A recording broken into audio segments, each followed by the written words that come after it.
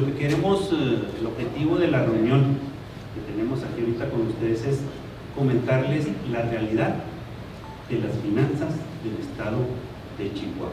Yo creo que ese es el objetivo por el que estamos reunidos aquí, y en ese sentido decirles que los números que ha venido trabajando el equipo de transición es lo que nos ha llevado a concluir que las finanzas ahorita están en un momento muy complicado, y a reserva de lo que se ha comentado anteriormente, que las finanzas del estado están estables, que se ha reducido la deuda y que hay recursos suficientes para la próxima administración, nos queda muy claro que la realidad hoy de las finanzas estatales es que están peor que nunca.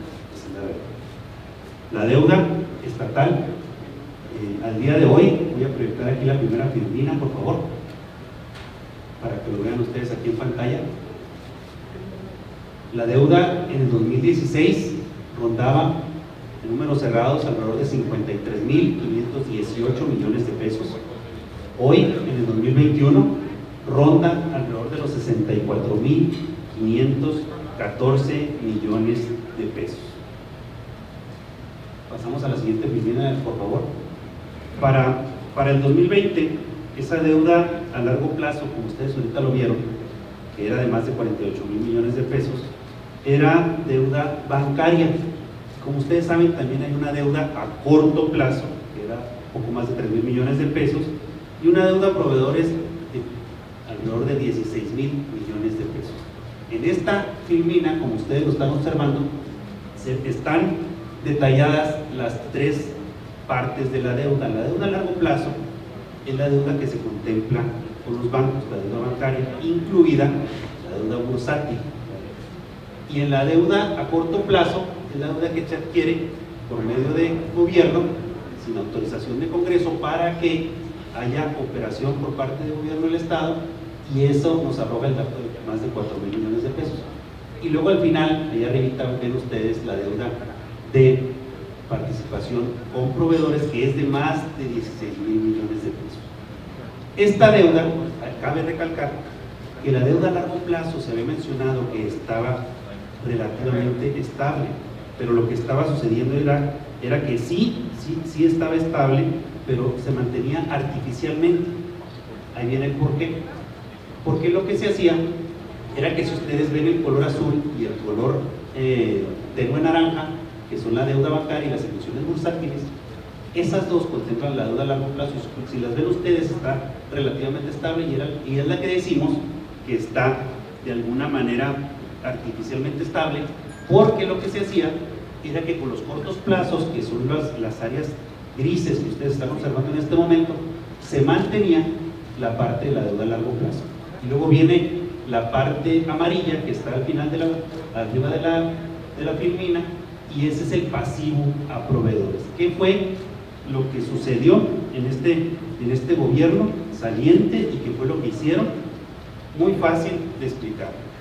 Como si tuviéramos nosotros en nuestra casa una deuda hipotecaria, debemos nuestra casa, y de pronto no tenemos para pagar la mensualidad. Cuando no tenemos para pagar la mensualidad, vamos y sacamos una tarjeta de crédito al banco, la primera, y con ese recurso pagamos la mensualidad del crédito hipotecario y nos quedamos ya con otro compromiso de pago, que es esa primera tarjeta. Luego viene el próximo pago, y lo que sucede es que vas y sacas otra tarjeta para poder pagar en la parte del hipotecario primero y la parte de la primera tarjeta de crédito que pediste. Entonces ya tienes otro compromiso. Estos que les digo del lado derecho son los cortos plazos, la otra era la largo plazo.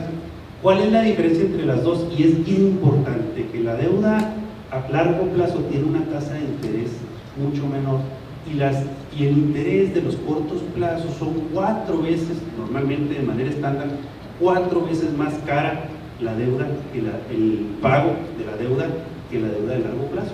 Eso fue lo que se hizo de manera permanente, por eso se mantuvo de manera artificial el costo de la deuda del gobierno del Estado. Entonces, el gobierno saliente lo que hizo fue contratación, como les platicaba, de estos créditos a corto plazo, y que pues se fueron liquidando de esa manera. Pero hay que también tener una pregunta en claro y en mente: ¿cómo se pagaron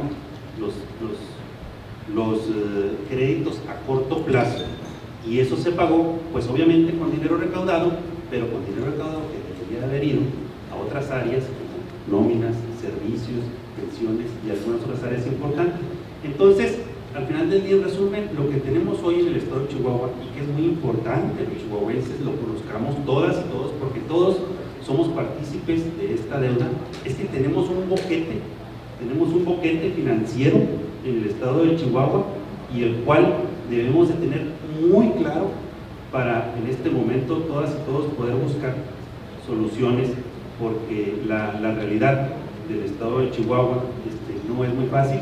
Hay muchos adeudos con los proveedores. La parte amarilla, ustedes lo están viendo, la parte amarilla son los adeudos con los proveedores. Esos proveedores, en su gran mayoría, son proveedores chihuahuenses que están esperando de alguna manera su pago, que hay un adeudo muy importante por ellos. ¿De cuánto es el boquete? El boquete, regresemos a la página, a la anterior, es de 64.514 millones de pesos. La deuda que cuenta el gobierno del estado de Chihuahua al día de hoy, con los datos que hemos obtenido del equipo de transición. Muy buenas tardes, amigas y amigos de la prensa.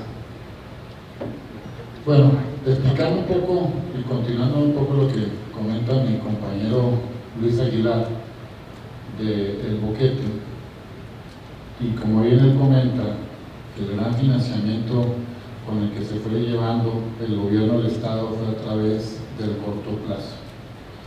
Las deudas de corto plazo, como lo indica la ley de disciplina financiera, esas se tienen que liquidar 3 meses antes de que termine la administración. ¿Qué fue lo que hicieron para poder liquidar estos cortos plazos y cumplir con la ley y no meterse en problemas? Pidieron un adelanto de participaciones federales por más de 3.700 millones de pesos. De esos 3.700 millones de pesos, 1.800 millones de pesos le corresponden al gobierno entrante ejercerlos. Es decir, el gobierno entrante ya no va a contar con estos 1.800 millones de pesos para poder cubrir los compromisos de los meses de septiembre, octubre, noviembre y diciembre. Por otro lado, hay que comentar algo. También para poder pagar estos cortos plazos, ustedes saben que existen los bonos carreteros. Esta deuda pues, la tienen gentes, tenedores de los bonos, y hay un fondo de reserva de estos bonos para garantizar este pago. El gobierno, la administración actual, usó 800 millones de pesos de estos fondos de reserva del fideicomiso carretero, diciendo a los tenedores o acordando con los tenedores que les iban a pagar en el año 2022, es decir, un compromiso adicional para el próximo gobierno de 800 millones de pesos. Y el tema es que también pues tienes que pagar los cortos porque esto te lo exige la ley, pero la ley no te exige nada con los proveedores. Entonces quedas jinetear a los proveedores, y hoy la deuda con proveedores y participaciones está en 10.820 millones de pesos. Esta es la realidad que presenta el estado de Chihuahua, las finanzas del gobierno del estado de Chihuahua. Y lo que quiero decir es, ¿cómo se llegó a esto o por qué llegamos a esto? A pesar que hay que reconocer que el estado de Chihuahua ha sido ejemplo a nivel nacional en tema de ingresos, ¿cómo te explicas que tengas una deuda tan grande? Ustedes recordarán, año con año se presentaban presupuestos deficitarios. ¿Qué es este presupuesto deficitario? Voy a explicarlo de la manera, dicen que yo soy muy técnico, voy a tratar de explicarlo de la manera más común. Es como cualquiera de nosotros, tenemos un sueldo, tenemos un ingreso en la casa, tengo un ingreso de 10 pesos, pero me gasto 12 pesos, ¿sí? Esos 12 pesos llega el siguiente mes, en este caso el siguiente año el gobierno, y pues sigo ganando 10 pesos, pero mis gastos siguen siendo por 12 pesos. Entonces ya no debo los 2 pesos del año anterior, sino debo los 2 pesos de este año, ya van 4, y los 6, 8, 10. Es un poco para ejemplificar. Eso es lo que pasaba con los presupuestos deficitarios. Yo presentaba un presupuesto deficitario, o el gobierno actual presentaba un presupuesto deficitario, y año con año se lo iba llevando, y fue lo que fue acumulando este desequilibrio entre los ingresos y los egresos. Esto realmente se llama una falta de disciplina financiera, porque lo que buscan los gobiernos, o lo que buscamos todos en una economía, es equilibrar nuestros ingresos con los egresos. Además, hay que decirlo el tema, hay un descontrol en el gasto. Por un lado tienes ingresos, te lo repito, tienes, incluso en algunos años se rompió la meta de ingresos, pero ¿qué es lo que pasa? Hay un descontrol en el gasto. ¿A qué se debe este descontrol? La administración central solamente tiene control sobre el 30% del presupuesto, es decir, las secretarías del gobierno del Estado. El 70% del gasto está en los organismos descentralizados. No hay una normatividad, no hay lineamientos para que el administrador o el director de adquisiciones de esa dependencia tenga las reglas claras para comprometer recursos. Al final, es un descontrol por parte de los organismos descentralizados de comprometerse con proveedores con una promesa de pago. Entonces, realmente todas estas adquisiciones, todos estos compromisos con proveedores, más el presupuesto deficitario, pues es lo que ha hecho que el incremento a proveedores haya pasado de 4.073 millones de pesos a 10.820 millones de pesos. Esto solamente se explica por una falta de control de gasto. Hay varias cosas. Una falta de planeación presupuestal y sobre todo una falta de autoridad en el control de gasto. Pues bueno, pues lo que les quiero decir es que tenemos una deuda hoy por hoy a largo plazo de 48.122 millones de pesos. Como decía mi compañero Luis Aguilar, que aunque no creció, ha generado un costo para las finanzas del Estado, porque cuando tú no buscas el equilibrio entre lo que ingresas y lo que gastas, y tienes deuda, y entonces quieres hacer cosas, pues tienes que echar mecanismos de financiamiento de alguna parte, y esos mecanismos pues son las tarjetas de crédito, que son los cortos plazos, o también puedes financiarte con los proveedores. Entonces es importante decir que aparte que tenemos, ¿qué se espera para lo que viene? El gobierno entrante no va a contar con 1.800 millones de pesos de participaciones, más aparte tiene un compromiso de pagar 800 millones de pesos a la reserva del fondo carretero. Esto es una obligación bursátil contratada, y lo más importante, pues que va a tener que entrar en una presión fuerte, en una fila que se va a formar en la caja de la Secretaría de Hacienda de todos los que se les debe, y pues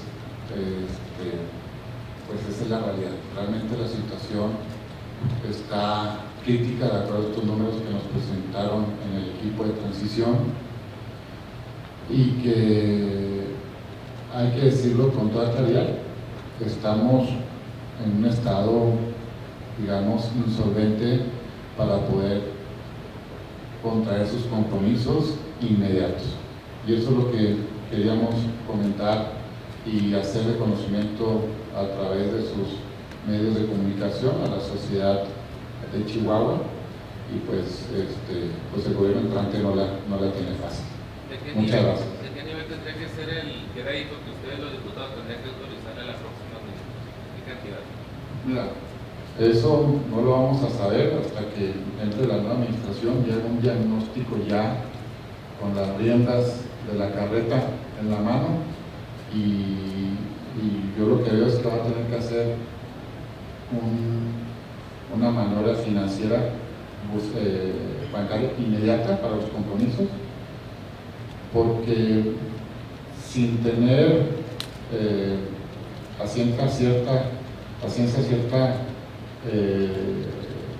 el monto de caja hoy, yo te puedo asegurar que no va a haber dinero ni siquiera para pagar la nómina quizá de la primera quincena de septiembre.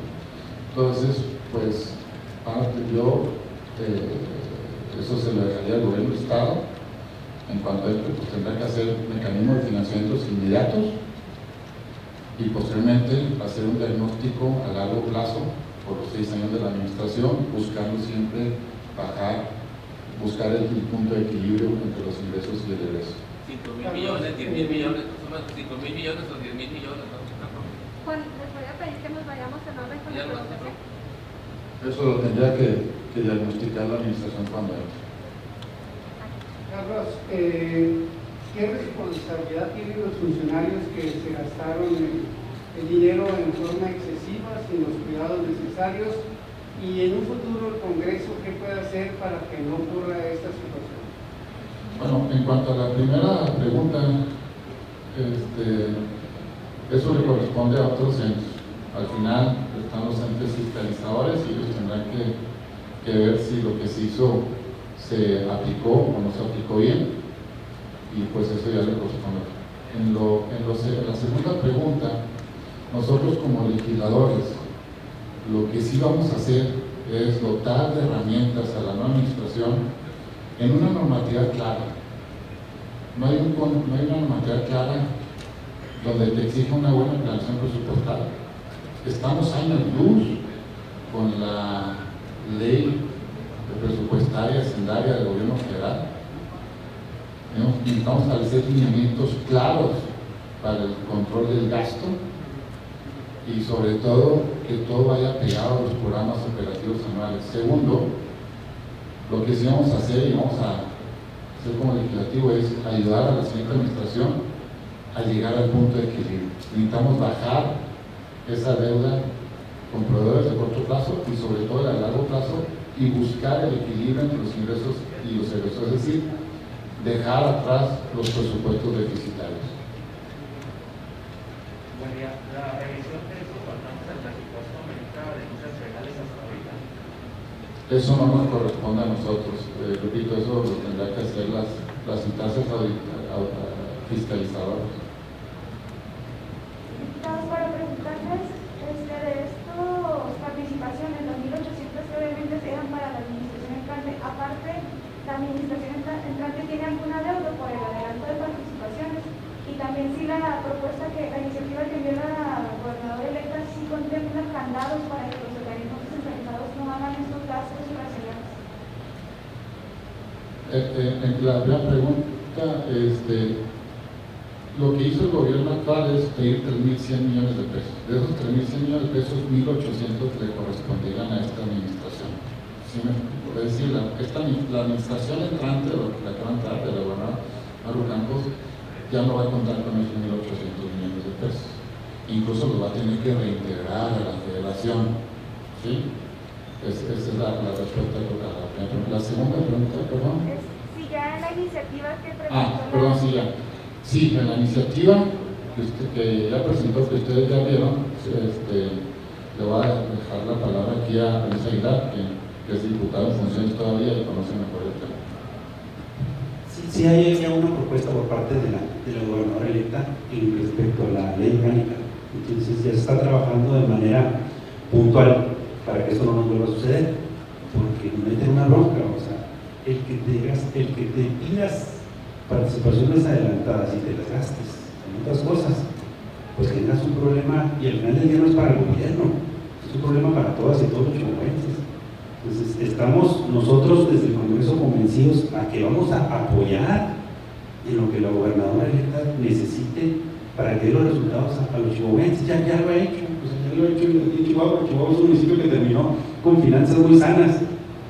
Entonces, en ese sentido, nosotros vamos a apoyarla de la mejor manera y van a tener que hacerse muchas adecuaciones como esa que comentas tú de la ley orgánica, que tiene que ver con que los descentralizados tengan un control del gasto muy específico para que no se gasten recursos que en ocasiones no son necesarios. ¿Cuánto le queda de participaciones disponible a la próxima administración? Mira, de lo que hablaba la anterior administración era que le habían dejado alrededor de 20-30 millones de pesos. Eso es lo que le habían dejado en la caja vacía. Ahora vemos que no va a haber caja vacía. Estamos presuponiendo que a lo mejor haya números negativos, no solamente en ceros, sino números negativos. Entonces, es una situación, y por lo que los citamos a ustedes el día de hoy, para que conozcan la realidad de las finanzas del estado de Chihuahua. Yo creo que todos los chihuahuenses lo debemos de conocer. Nosotros, ahorita sí somos representantes, pero somos chihuahuenses antes que nada, la representación dura 3 años, y luego toda la vida vamos a ser chihuahuenses. Entonces, en ese sentido, y en sentido de responsabilidad, vamos a estar muy al pendiente, sobre todo apoyando a nuestra gobernadora electa y convencidos de que tienen que ser las cosas adelante. Bien, para preguntarle a Carlos Olson, comentaba ahorita respecto a que muy probablemente la gobernadora no va a tener, o el Estado no va a tener para pagar la primera nómina del 15 de septiembre. ¿Ella ya les ha instruido algo a ustedes? ¿O qué ha dicho ella al respecto? ¿Qué es lo que va a hacer? Estos son los números y qué les ha ofrecido de solución o qué les ha pedido. Mira, yo lo que te quiero comentar es que tiene un equipo muy bueno en el tema financiero. Ustedes vieron el trabajo financiero que hizo en la presidencia municipal. Yo estoy seguro que con esa misma experiencia y el equipo del que se rodee encontrarán los mecanismos y la ingeniería financiera para poder hacer frente a este panorama tan adverso que tiene el gobierno del Estado en las finanzas públicas. Sí, preguntarles desde cuando formaron parte del gabinete estatal, ¿cómo se veía el tema de las finanzas públicas? Es decir, ¿se advertía que pudiera pasar esto al final del quinquenio? Y en otra pregunta, rápidamente, ¿cómo pudieran blindar desde el Congreso del Estado que no se afectara más a los ciudadanos? Porque una de las soluciones pudiera ser incrementar la recaudación por medio de, no sé, crear algún otro impuesto o aumentarlos, pero esto sería un doble castigo para la ciudadanía, ¿no? Bueno, en la primera pregunta, pues nosotros no estamos en los temas financieros. Hoy empezamos a conocerlos al habernos integrado en este equipo de transición. Hay algo muy importante que quiero decir, que aunque son números que ha trabajado el equipo de transición, son datos públicos de la Secretaría de Hacienda, ¿eh? Eso sí lo quiero dejar claro. Segundo, tu segunda pregunta me parece muy importante. Nosotros vamos a trabajar en el gobierno, y lo repito, necesitamos hacer reglas claras, en una ley de planeación presupuestal, una ley de control del gasto, lineamientos normativos, reglamentos, y sobre todo es algo que no es inventar el hilo negro. Simplemente tenemos que ir y armonizarnos a una normatividad como la que tiene el gobierno federal en cuanto a los momentos contables que tiene que hacer cualquier gobierno para poder ejercer el gasto. Tú no puedes gastar si no tienes presupuesto. Y si no tienes presupuesto, tú no puedes gastar si no tienes una afectación presupuestal. Y no puedes tener una afectación presupuestal si no tienes un presupuesto autorizado. Así es sencillo. Y quien viole esa regla, pues tendrá que tener una responsabilidad. Pero se votaría en contra, por decirlo de alguna manera, la creación de nuevos impuestos. Mira, eso habría que valorarlo en su momento. Hay que recordar que estos son datos de la transición, son datos que están ayudando a poner el diagnóstico real de las finanzas públicas del Estado, y dependiendo como cualquier doctor, haciendo un diagnóstico asertivo, efectivo, en base a eso pues tendrá que venir el tratamiento, pero eso ya le corresponderá al gobierno entrante, y nosotros como legisladores hacemos una valoración consciente frente a los ciudadanos de... Gracias. Por este lado, bueno, hablan de que no hay realmente dinero para pagar la nómina del 15 de septiembre. Policías estatales han manifestado que hasta el día de hoy se recibió su nómina. Tienen la zozobra del 15 de septiembre se les va a pagar. Si no, están amenazando, han manifestado que van a parar las patrullas. ¿Qué pueden decir respecto a qué medidas se van a tomar si sucede eso? Yo quiero repetir el tema. Yo creo que hay confianza en la nueva administración entrante, que va a tener las mejores mujeres y hombres en el tema financiero y administrativo, que seguramente tendrán las buenas y mejores ideas en ingeniería financiera para hacer las cosas de una manera diferente y poder encontrar soluciones ante los retos y amenazas y adversidades que se tienen inmediatamente a los pocos días de tomar protesta. El diario de Juárez, Javier Olmos nos pregunta o nos pide que se nos pueda explicar nuevamente a grandes rasgos la diferencia entre lo que dice el gobernador Javier Corral, que dejará de saldo los de 47,000 millones de pesos de deuda, y lo que ustedes dicen, 64,000 millones. ¿Por qué el incremento? Las cifras que reporta la Secretaría de Hacienda muestran un saldo total cercano a los 57,000 millones. Muy buena pregunta, mira. Aquí hay una diferencia de números.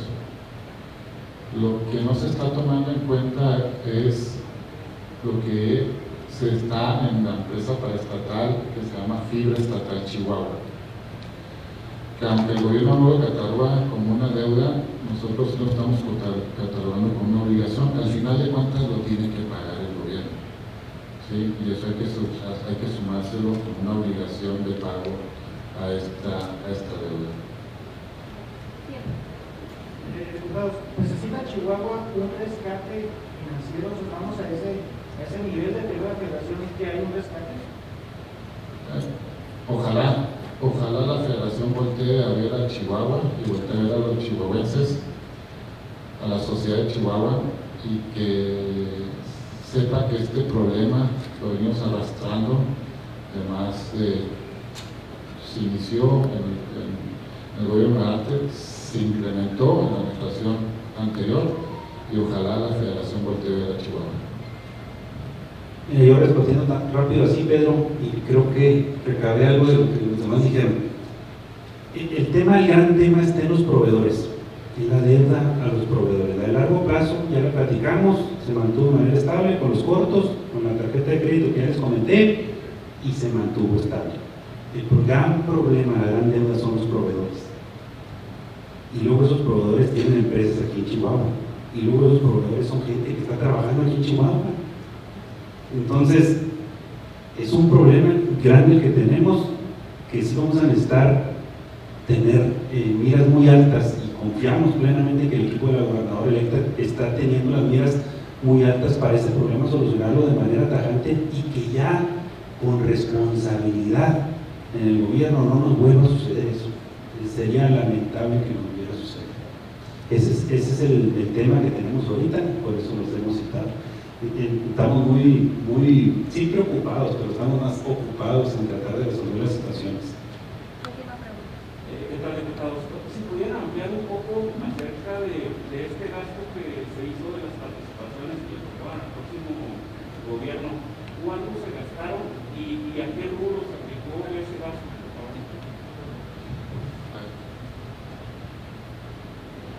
Se pidieron 3.100 millones de pesos de participaciones. Yo comentaba que de acuerdo a la ley de disciplina financiera, los gobiernos de todo el país, los gobiernos estatales de todo el país, tienen que dejar o tienen que pagar sus deudas de corto plazo.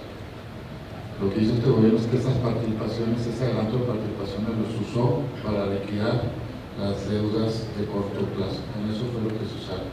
¿Sí? Cerramos otra de preguntas para el diario. Carlos, algunos diputados de la actual legislatura han señalado que existe una deuda interna de que dependencias a las que no se les entregó recursos o presupuesto que tenían ya asignado y que nos han aplicado en algunos programas y acciones. Que existe esa deuda entre dependencias.